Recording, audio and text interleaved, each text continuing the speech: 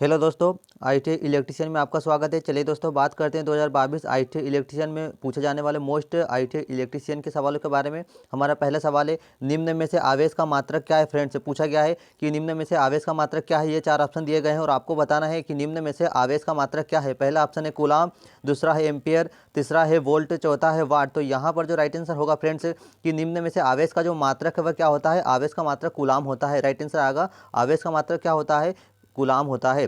Next question friends, एक द्विधात्विक पट्टी को और किस नाम से जाना जाता है। मोस्ट इंपोर्टेंट क्वेश्चन पूछा गया है कि एक द्विधात्विक पट्टी को और किस नाम से जाना जाता है। ये 4 ऑप्शन दिए गए हैं और आपको इसमें से राइट आंसर बताना है कि एक द्विधातु पट्टी, जिसमें 4 पहला ऑप्शन है थर्मिस्टर, थर्मोस्टेट, थर्मोकपल या थर्मल सेल। तो यहाँ पर जो राइट आंसर आएगा फ्रेंड्स, एक द्विधातु जो पट्टी होती है उसे थर्मोस्टेट के नाम से जाना जाता है। राइट आंसर आएगा थर्मोस्टेट। थर्मोस्टेट क्या करता है फ्रेंड्स, थर्मोस्टेट जो है वह तापमान को नियंत्रित करता है। ताप को नियंत्रित करने वाला जो कंपोनेंट होता है वह क्या कहलाता है, वह थर्मोस्टेट कहलाता है। और द्विधात्विक पट्टी का मतलब यह होता है कि दो धातुओं से मिलकर जो बनाया गया पदार्थ है या पट्टी के रूप में बनाया जाता है उसे द्विधात्विक पट्टी कहते हैं। तो द्विधात्विक पट्टी को और किस नाम से जाना जाता है, तो उसे थर्मोस्टेट के नाम से जाना जाता है। तो राइट आंसर होगा थर्मोस्टेट। नेक्स्ट क्वेश्चन है, एक ऐसी तरंग के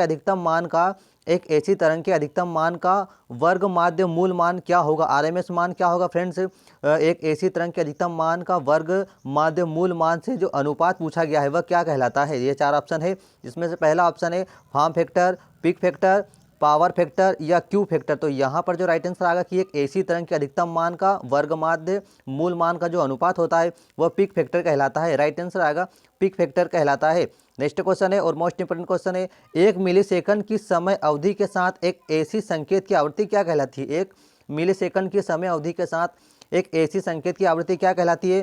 पहला ऑप्शन है फ्रेंड्स यहाँ पर 10 kilo hertz, 1 kilo hertz, 5 kilo hertz या 10 किलो हर्ट्ज। तो यहाँ पर जो राइट आंसर आएगा 1 किलो हर्ट्ज होता है। 1 मिलीसेकंड की समय अवधि के साथ ऐसी संकेत की जो आवृत्ति होती है वह 1 किलो हर्ट्ज कहलाती है। तो राइट आंसर होगा 1 किलो हर्ट्ज कहलाती है। नेक्स्ट क्वेश्चन है, एसी की मुख्य वोल्टेज को मापते समय मीटर रीडिंग में 230 वोल्ट का अर्थ क्या होता है। एसी की मुख्य वोल्टेज को मापते समय जो वोल्टेज है वो मुख्य वोल्टेज है, तो मुख्य वोल्टेज मापते समय मीटर रीडिंग में 230 वोल्टेज का क्या अर्थ है।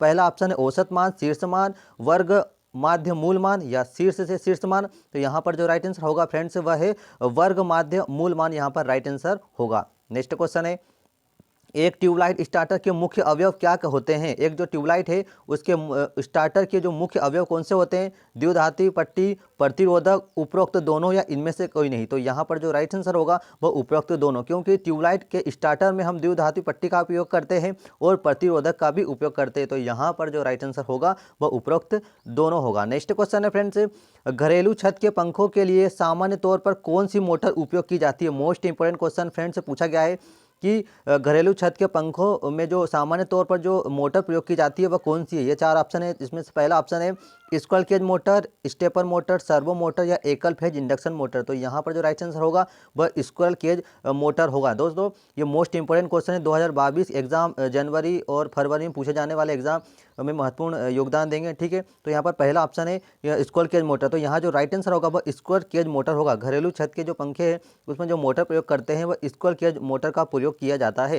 नेक्स्ट क्वेश्चन है, सीलिंग रोज बने होते हैं। पूछा गया है कि सीलिंग रोज बने होते हैं बेकेलाइट के, स्टील के, कापर के या एल्यूमिनियम के। तो यहाँ पर जो राइट आंसर आएगा फ्रेंड्स, जो सीलिंग रोजेज होते हैं वह बेकेलाइट के बनाए जाते हैं। यहाँ पर जो राइट आंसर होगा वह बेकेलाइट के बनाए जाते हैं।